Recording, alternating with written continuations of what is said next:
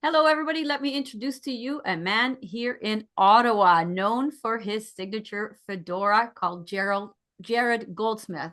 And he is a Canadian small business community builder, a professional networker, musician, past archaeologist, YouTuber, podcaster, and is the embodiment of the small business spirit. He founded both Sax Appeal Productions, Ottawa's live music agency, eSAX, the Entrepreneur Social Advantage Experience, which has over 700 YouTube videos already posted on it, on entrepreneurship and networking, and is also the president of the historic Kiwanis Club of Ottawa. Hello, Jarrod. We're excited to learn from you today. Thank you very much, Suzanne. I really appreciate the opportunity. Oh, you're very welcome. So, with our listeners and our viewers, can you share the primary goals behind organizing this large networking event that you do every year? And how do your attendees and your vendors or participants really benefit from all this work that you do? Sure. Thank you very much, Susanna. Everybody knows the concept of networking. When people are starting businesses or even in school, they're told to go out into the community, get work, build your relationships and your client base, and sell, sell, sell. Get a resume, get a job, get a gig, whatever it is. But they don't tell you how. And when I first started the first business, Sax Appeal, back in 2011, I didn't know much about entrepreneurship. I never wanted to be an entrepreneur. I went out into the community to create a market. And in so doing, in 2012, I launched eSAX as a way to bring together Ottawa's entrepreneur community to help them with resources, knowledge, content sharing, to develop their own relationship angle. It's so important to go out to the community to develop and build those relationships. And I use the word, Susanna, relationships. It's not sales pitches. I don't believe in sales pitches. It's not an opportunity to throw a business card and expect the gigs to come in or find a job. It's long-term credibility building. And eSAX has been doing this since the very beginning. It's like I said, I don't believe in business pitches, sales pitches, even though entrepreneurship programs keep plugging the need for it. It's a way to develop friendships. And business, I'm convinced of this, and through, again, some of the hundreds of videos you mentioned on our YouTube channel, I'm convinced that it's those relationship building, that trust and credibility that will help somebody start a business or launch or find a job in the long run. So I always say that networking is a long-term game and it takes a long time to develop that, but you have to go to the right events.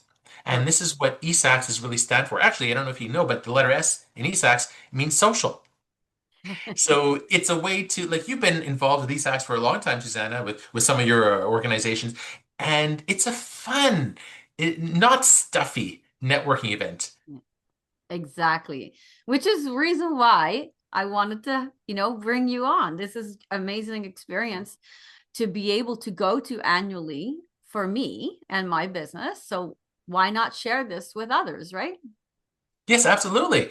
And again, there's so many events out there, but it's important to find the right ones because, Susanna, you're in a couple of different industries, like with Fiesta or Rent, and you could go into the wedding industry, you could go into the business industry, the corporate, the selling, the balloon walls, and all that stuff. And it's just a matter of being consistent. And like, I don't go to everything anymore. When I first launched, I used to go to every event in the city. So I was becoming known as that networking guy who plays the saxophone.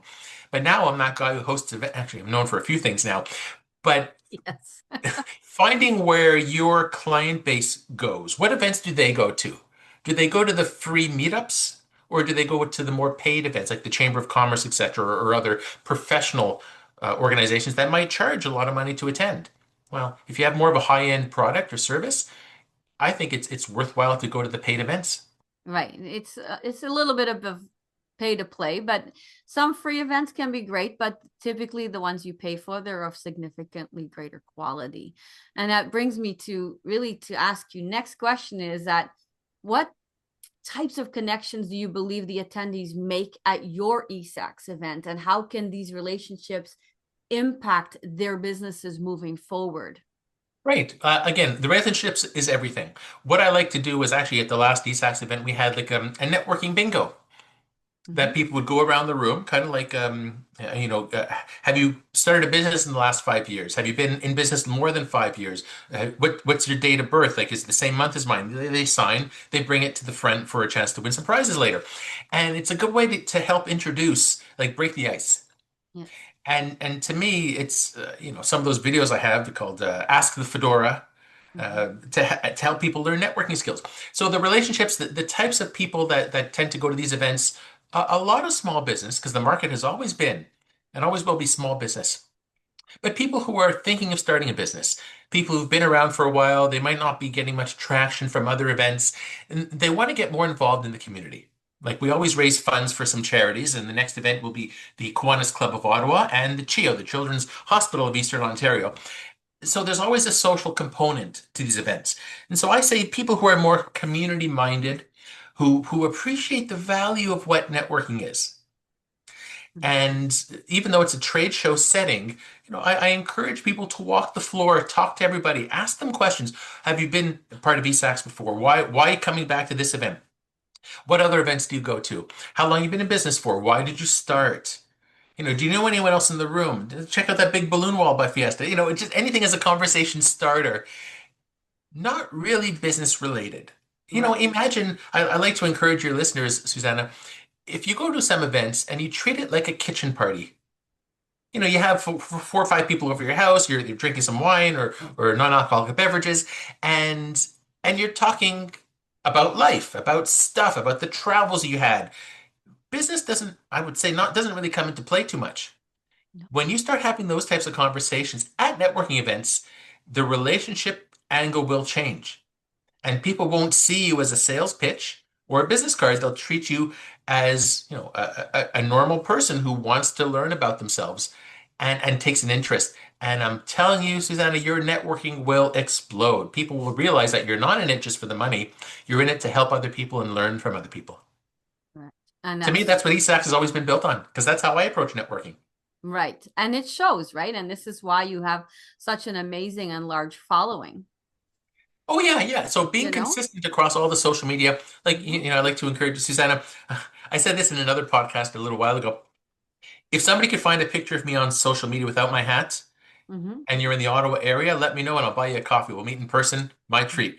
Because it's important to be, like I said, consistent across all social medias. If Right. you're, whatever industry you're in, it's probably important to be professional. It depends on the types of groups you play with, but and be consistent, in Yes. your messaging, your marketing, your branding everywhere. Absolutely. I have to totally agree with you. If you're showing up different in different places, they're never going to know it's the same. They're going Oh, to think it's a absolutely. different business or a new business. They're never going to know it's you. Yeah, yeah, So, and everybody talks about, you read Entrepreneur magazine books or what, some of the interviews I've had. People talk about the concept of branding, and to me, it's so important. I mean, it kind of came naturally. mhm, Even my business cards. I don't know if you can see this, are fedoras. mhm, It's if you really believe in something, you want to build a brand. Everybody says, "How do you build a brand?" Well, find something that speaks to you, and own it. Be consistent in it. And include it in all of your marketing initiatives on your website, your social media, and stick with it. A lot of the times, BNI, Business Networking International, a great big organization around the world, and they always get up in front of their meetings and they give a 30-second pitch. And they always end, or many of them end, with their little tagline. Well, do people remember the tagline? Probably not, but it's consistency. true. Yeah, that's very, Very very true. important. Very true. So, if you think back over your past events, let's say, think about what is a highlight, let's say, that impacts networking have on somebody's business. Like, share a success story from that side. Oh, thank you. I love this question because at each one of my events, people have to see the value in it. Mm-hmm. Okay, people are finding business partners, they're starting new businesses, they're finding clients, they're finding boyfriend, girlfriend, whatever they're looking for. Things happen when you get a great group of people together, like hundreds and hundreds of people together. So some of my favorite success stories are, "Hey, Jarrod, I was at your event little while ago, and I met a business partner. We're launching a new business. I'm like, wow, that's fantastic. That's really great. Or I found a client or two. So next time I'm going to sponsor your event because I got such great value out of it. Hey, that's wonderful. Really great to hear. Or, I want to learn more about the event because I've heard all my friends are talking about it. And that takes time to develop that type of credibility. So there's a lot of success stories out there. Actually, there's quite a few success stories that come to mind, Susanna, off the top of my head. But one of them for music years ago doesn't really have anything to do with eSAX, but it's for Sax Appeal, the other business, if you'll let me. The Yeah. I get an email from the BBC, the broadcasting system platform in England, and it's like, hey, Jared, we saw one of your clips on YouTube. We're doing a Monty Python documentary reunion. And I thought, we want to use one of your clips. I thought, this is obviously spam. The BBC's contacting me, really? And I brought it to the music union, and they said, yeah, it looks legit. And I got in touch with them, and they used a little clip of mine in their Monty Python documentary reunion. I loved Monty Python. It was such a huge boost to my ego. I just thought it was the most amazing thing. Amazing. That is so amazing. Yeah, Like, it's on YouTube. I can share the link with you later. yeah, you'll have to send me the link and I'll add the link to the bottom of this video. Yeah, love it. Yes, why not share it, right? Yeah. So can you share with us how to best maximize the benefits of attending and curating the networking experience for all the entrepreneurs? Right. It's when you're organizing events, like I never grew up wanting to be an event planner or an entrepreneur. It just seemed like the right thing to do. Like in that short bio, you said I'm a past archaeologist. I love that. I love that phrase. Yes, I have a graduate degree in archaeology and I've been playing music most of my life, but I never wanted to go full time. But when you're organizing an event, it's so important to manage all those little details. Because I have no staff. It's just me doing everything. As they say, as a solopreneur, you're the window washer, the toilet cleaner, the social media manager. You do everything. But when you're running an event for lots of people and lots of moving parts, you have the trade show component, you have the entertainment, you have the food, you have the bar, you have the registration, you're working with 30 volunteers. It's a lot of work. It's so important to be organized. And for each one of those options, I have my stakeholder document, I have my sponsorship document, my volunteer document, and it's itemized and it's processes. So when I could create an event like this, I already have everything I need. I have all the people I need to contact for the next event, my insurance, my bar licensing, my this, that, and the other thing. Here's the email, here's the template. You just tweak a few details and you can get that off. And when you're working with all these different people, it's like, because you know what happens? You're doing a trade show. Oh, I can't make it, but my friend, can you swap my ticket out? Okay, yeah, sure, no problem. It's a little bit of a hassle, but you have to take care of those details. You can't let it pass because when people show up at the event and something goes sideways, then everybody sees it. It's bad. But the best events, and you've been to tough enough events. I see you all the time at the trade show, Susanna. It's, you show up, you eat the food, you network, and you leave. And everything goes smooth. Nobody knows what goes on behind the scenes. But further to your point, it's so important to manage all of those details behind the scenes months in advance. Like now, I'm doing the events once a year now. And before a year passed, I'm already organizing the next one.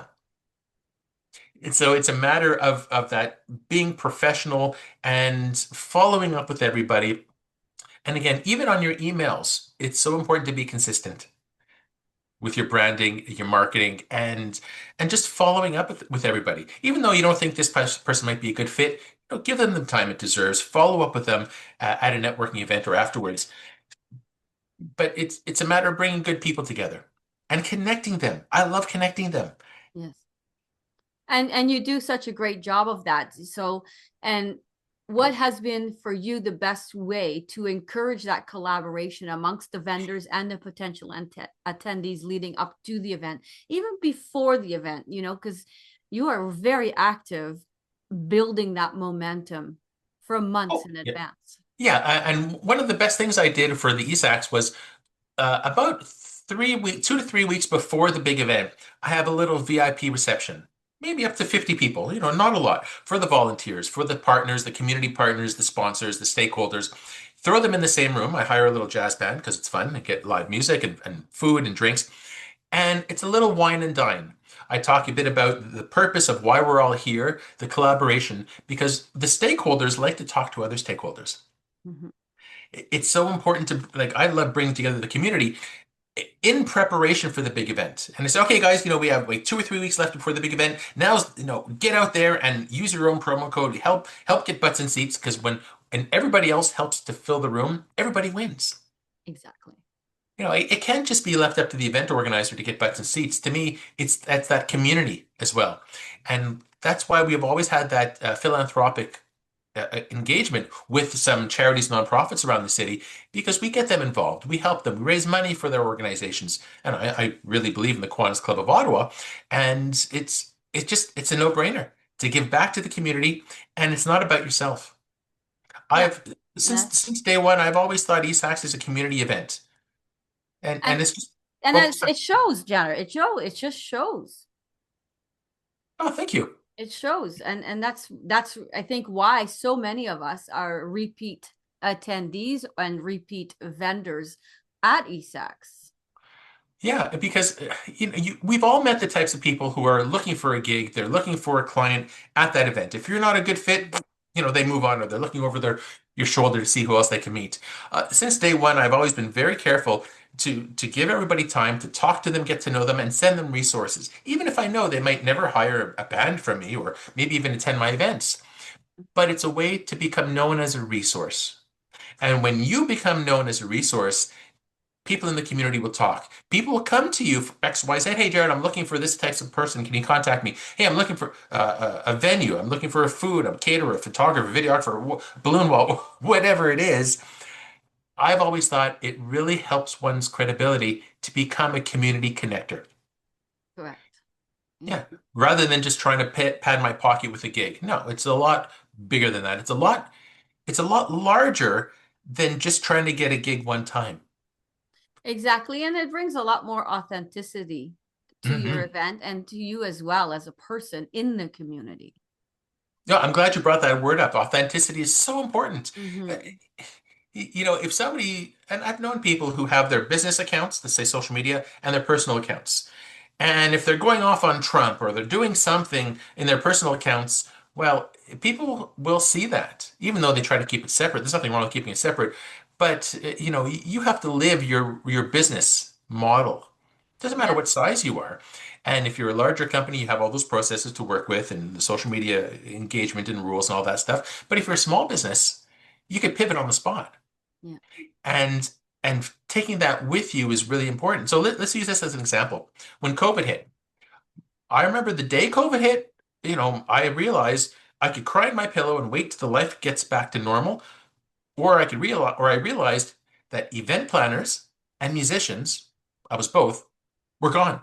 The hardest hit industries, okay, maybe tourism, but event planners and musicians were gone. And I said to myself, well, what's the world looking for? And I remember I said, well, okay, looking for three things: toilet paper, hand sanitizer, and an alternative to Zoom. Because everybody uses Zoom, they still hate it, but they still use it. And I realized I could do event planning. So I just tweaked eSAX virtual events. I found this amazing virtual event platform, I adopted it as my own, and overnight, it was one of my biggest success stories. Like some of the clients we had were like, we did President Biden's virtual inauguration. We got the call, we helped make that happen, and huge clients. Business was booming during COVID because we offered something that everybody needed. Yes. And I still have the platform, but I still kept the brand. Right. How many people have you known, Suzanne, over the years who, every 6 months or every year, and you kind of alluded to this earlier, that they're onto something different. They're changing. You don't know what business they're going to have next month. It's hard to build that authenticity and that credibility. Mhm. You're Yeah, right. Absolutely. yeah. Absolutely. So when you're hosting and setting, planning your eSAX event, how do you select, your keynote speakers or your panelists or and what value do they add for the attendees? I know you don't have a lot of speakers, which is also okay because the point is to get around and network people, but you do have a little bit of speaking from the stage. Oh, yes. In the past, prior to COVID, we used to do eSAX events every quarter. Every 3 months, we do a big event. Mm-hmm. And we would have speakers. We would kind of divide the trade show in half, and we'd have one side of the room with a huge stage, 400 chairs, and then we would bring in speakers who I thought would be a big draw. maybe high-level entrepreneurs, people from out of town, even who are well-known and respected in the entrepreneur community, who could speak on the purpose of, well, something that small business would find useful. Mhm. Could be marketing or branding or social media or like one of the dragons from Dragon's Den. We've had a couple of them come over the years. But now going forward, we don't have speakers. It's strictly a trade show. But for those who are organizing events who are looking for a draw, ask yourself, would people pay money to see this person? Some people might come just because of the keynote speaker. Great, you're helping to get butts and seats. Would it detract from the rest of the event? Because if you have speakers, you know, people still want to network and trade show in the trade show area, especially if they're paying to be there for a booth. Mhm. So it was an interesting dilemma for me because a lot of the people wanted to see the speakers, but a lot of the people still want to network, and they were loud. So I had to divide the room in half. But now going forward, we don't have speakers anymore. No. So I mean, besides our MC and myself and probably the mayor and some other VIPs, but now it's just strictly a trade show, a networking trade show.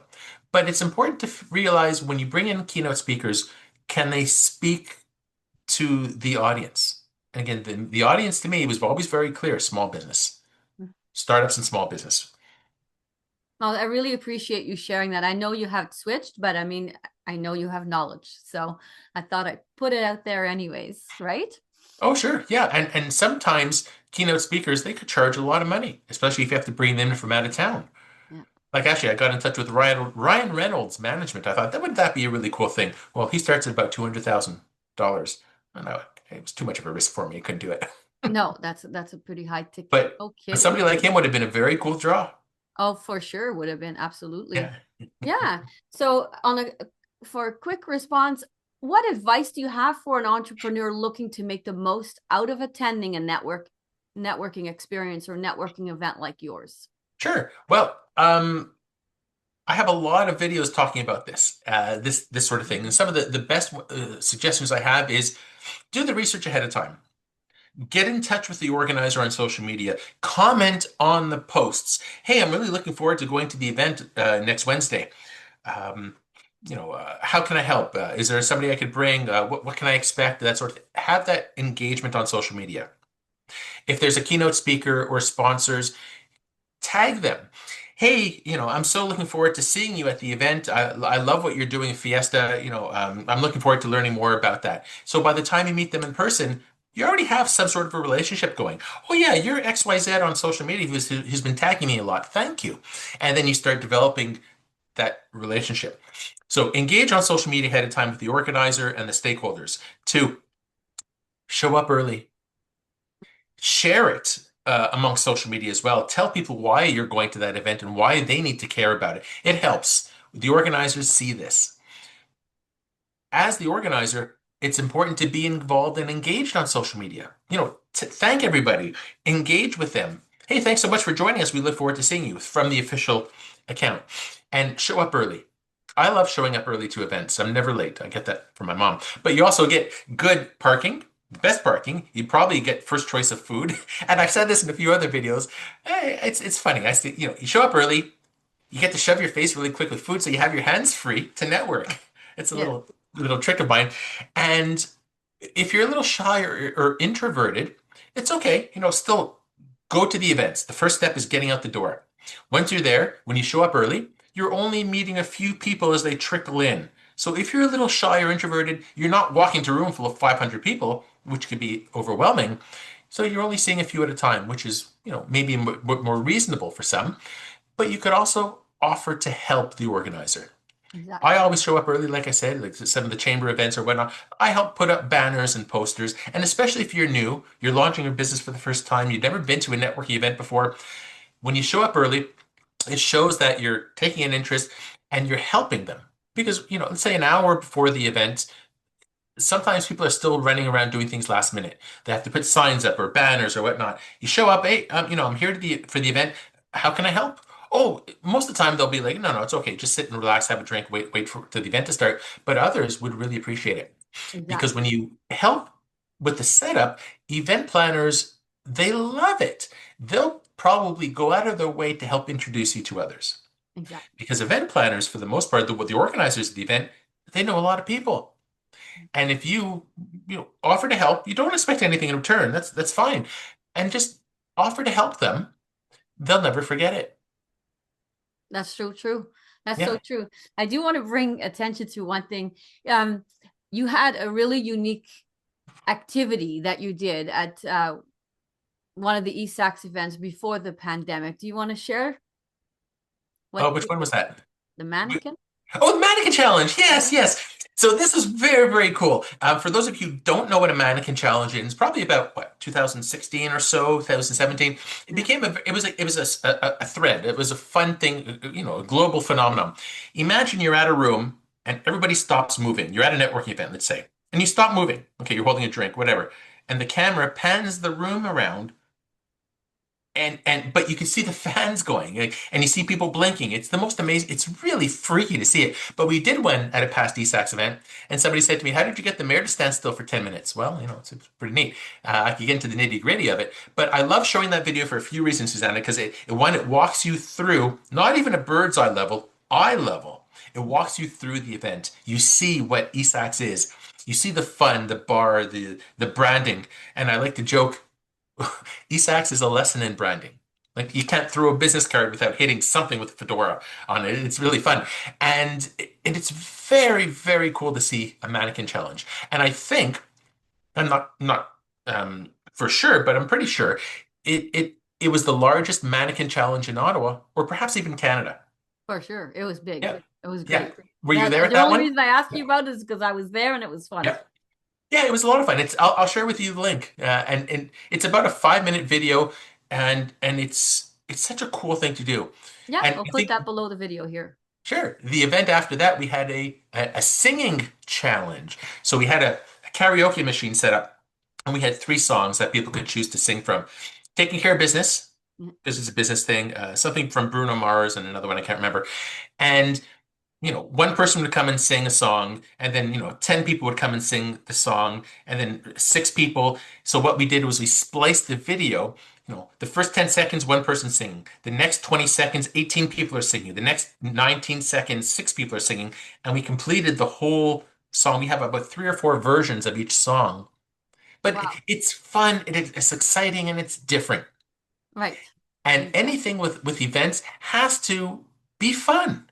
Yeah. Yeah. Yeah, they can't be Absolutely. stuffy old boring events. No, for sure, for sure. Oh, I'm glad you brought that up. Yeah, I love the mannequin challenge. It's a Yeah, lot of no, fun. no, it's just something fun, right? I mean, that one Yeah, stuck out because I was participating in that one. So yeah. just before we finish here today, Jarrod, share with our listeners locally to Ottawa here, when is your next event? Oh, thank you, Susanna. The next event is Wednesday, November 18, 2026, from 5 to 10 p.m. It's at Lansdowne Park, the Horticulture Building, at TD Place. And tickets are on sale now, esax.ca. And because it's a trade show, we're selling booths. We're selling sponsorships. It's a matter to get out involved in the community. And we're raising funds for CHIO and the Kiwanis Club of Ottawa. Mhm. And it is going to be one of the largest entrepreneur networking trade shows of the year. Absolutely. So everybody here local should be attending. Yeah, and bring a friend. It's going to be a lot of fun. There's going to be all kinds of food. A Sax on the Beach is our signature cocktail. It's we're going to have a live entertainment, live jazz by Sax Appeal Productions. It's a fun, exciting time, and you're building your relationships and networking. You're doing good for the community, and it's a great opportunity. And wear a hat. Fedoras are encouraged. Exactly. Exactly. I love the little mini fedoras that were available at the last one. I thought those are super cute that you could just clip in your hair. Oh yeah, I just bought 200 more. Yeah, Oh, I you just did? yeah. Good for you. Amazing. Well, I will be there, so that's not even in question. Anyways, Jarrod, I want to say thank you so much for coming on and sharing some time with me and the listeners and the viewers, and of course sharing what you offer locally to Ottawa. But again, your knowledge is so broad and so great. There's a lot of benefit, of course, that you've offered to people not in our city. Sure. Thank you so much, Susanna. I really appreciate the opportunity. I look forward to seeing you soon. Oh, definitely. Thanks so much, Jarrod. Thank you.